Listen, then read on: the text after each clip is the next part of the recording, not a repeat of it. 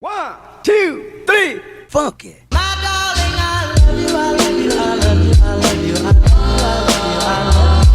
I've realized going through this journey, like some stuff just triggers me, and something I want to be able to communicate with others. And that is be careful about offering really unsolicited advice on how to raise my child going through cancer treatments. And these are well-intentioned people, but unless you have experienced this, a child who is going through an aggressive cancer treatment, who's a toddler, all these, please don't share, hey, this is what I think they need to be eating. This is what you need to do to potty train, or the pacifier. Look, please believe I think about all of this. I've thought about all of this even before Ella was diagnosed. This diagnosis came out of the blue. It's one of those things. She got the luck of the draw. Like, I was helicopter mom, was putting things in her that were extremely natural, healthy. I didn't want her to have a pacifier after the age of 2. She was already potty training, and then this diagnosis hit and changed everything, literally everything. It's hard to explain to someone, all right, my daughter is going to stay in diapers as long as she's going through treatment, because it's hard to have a toddler bedridden for days, sometimes weeks at a time, undergoing these treatment that causes significant amounts of diarrhea. And a lot of times she doesn't want, you see her up and about talking to nursing staff. Sometimes she doesn't want to move. And her pacifier is comforting for her when she's being sedated, when it's what she knows. It's comfort for her. I know I don't have to explain this to people, but a lot of times you feel judged, and you feel like people don't think outside of themselves and say things maybe to get back to normal, not to talk about what she's going through. But look, be careful about that. Gotta be careful. Have to be careful. Everything, the foundation always goes back to know who you're supporting.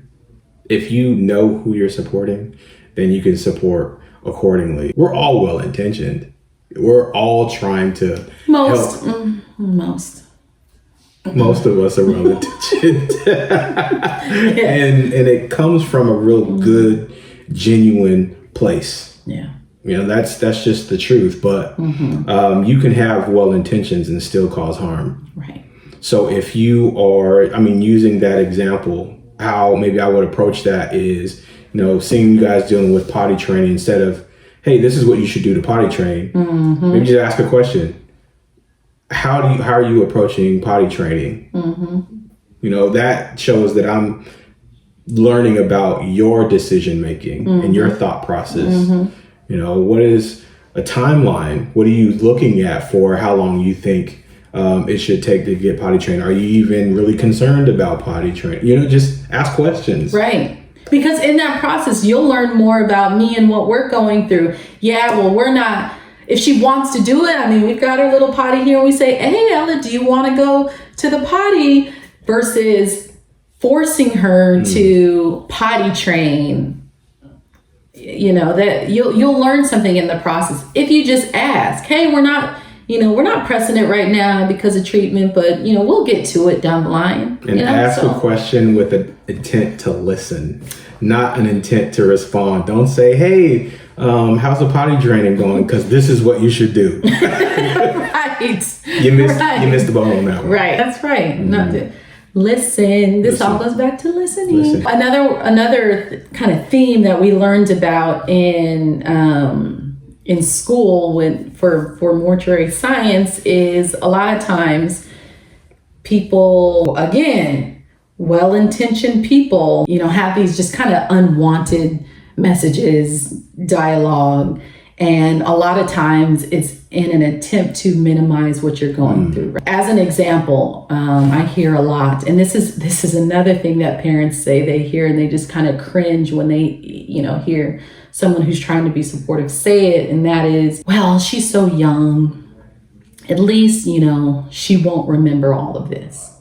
Most family members have said that to me and love them, but I don't personally like hearing that. While it may be comforting to some or comforting to the person that's saying it, for their own comfort. Again, done a lot of research, and that is not always the case, and spoken to other cancer kids survivors who, that's not always the case. Psychologically, that can affect her, have an impact, and we don't always think about that. So while it's comforting, to say things that you think are going to be helpful, sometimes they're just not helpful. And so my advice would be, and this is for really anybody who's grief struck or experienced a tragedy. Presence is key. Sometimes it's nice to just listen. If you don't know what to say, don't say anything. What do you think? I think you summed it up pretty well, because somebody who's trying to support somebody going through a difficult situation, you just want to do things that hopefully make them feel good and say things. And in a support role, sometimes we don't realize how strong our words are.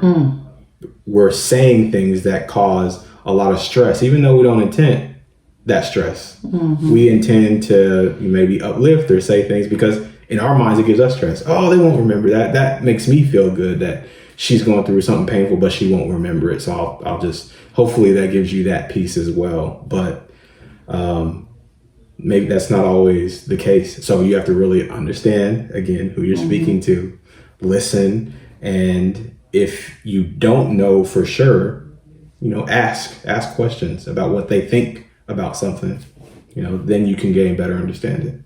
So this next one, little sensitive for some. I know it is kind of for me. Sheldon, we were raised in the church, family of pastors, PhDs, Doctor. Believers in Christ, doctor. Okay, yes, doctors. You know who you are. Shout out. I'm a believer, but I will tell you this time period and this experience has truly tested me, tested my faith. And I hear a lot of parents also who may be struggling, who are religious but are struggling as well. Just be careful about forcing your religious or philosophical beliefs on others through a time like this. I'm not saying you can't witness. I'm not saying you can't spread the good news. I'm saying be careful about how you approach it. I find that I'm often angry. When I say angry, I'm angry with God. I don't understand. I'm not there yet. I just don't understand. So just be sensitive when talking about topics like those. I love prayer. I believe in prayer. I welcome prayer. I've seen some people be less sensitive about talking about any kind of religion with something like this. So I hear you, and I understand where you're coming from on that. I think one of the things that is an issue is you don't want to trivialize or minimize somebody's pain and somebody's experience. And even though that's not what you're trying to do, that's what can happen. Yeah. If I say, don't worry about it, God's got it.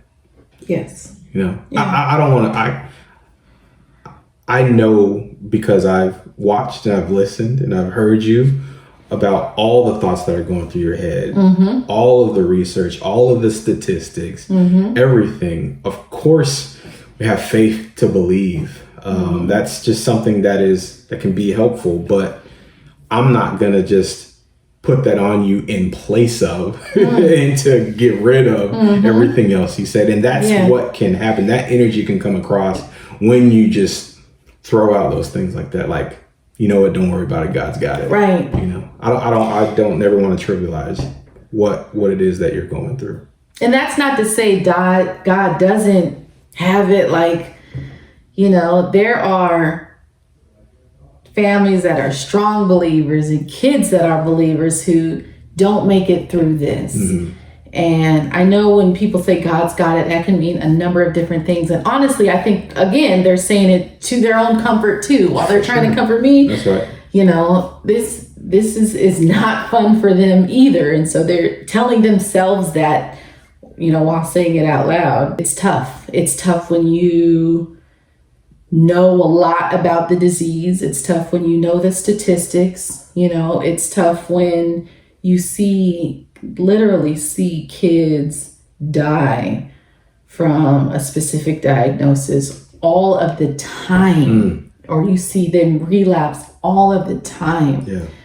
It's hard just to brush it off with God's got it.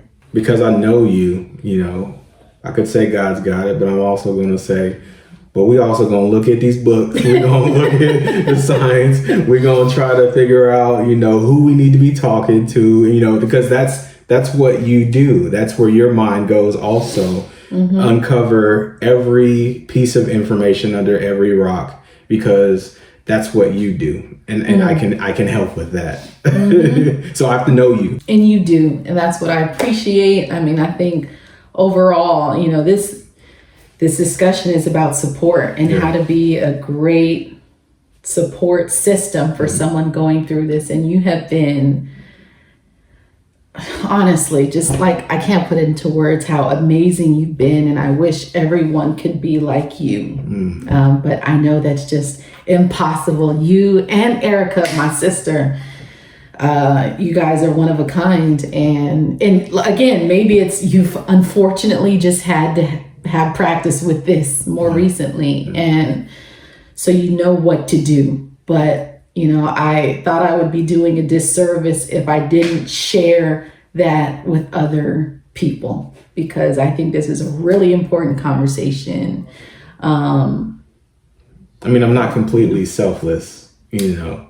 Yeah. One of the things that you as a supporter get from being a good supporter is it feels really, really good. Mm. If you know that you're doing something that's really making a difference, that just feels good to you. So if you're trying to support, why not do it the right way, you know, and just understand the support that's needed and play a role. Thanks for joining me, Sheldon. Thank you supporting us through literally everything we do. Thank you all for tuning in. Please subscribe for our latest episodes coming up. You know, we're going to be having conversations with my husband, Marcus, and talking about relationships and how to navigate through a marriage while going through this. You know, we'll also at some point be talking to some other cancer parents, and, you know, just continue to follow along with us on our journey.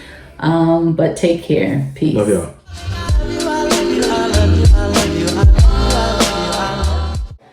Hello, everyone, and welcome back to, no, let me start over. I wasn't looking. Okay. Get your mind right, girl. All right, that's right. Testing. 1, 2, 3, 4, 5, 6, 7, 8, 9, 10. Hello. Hello. Francis and Uncle Show. What you gonna tell the people? That belly. Say something. You gonna say nothing? Camera shy. Oh, you wanna play? I want to see how the mic sounds actually. Say goodbye. Testing 1, 2, 3 through 2.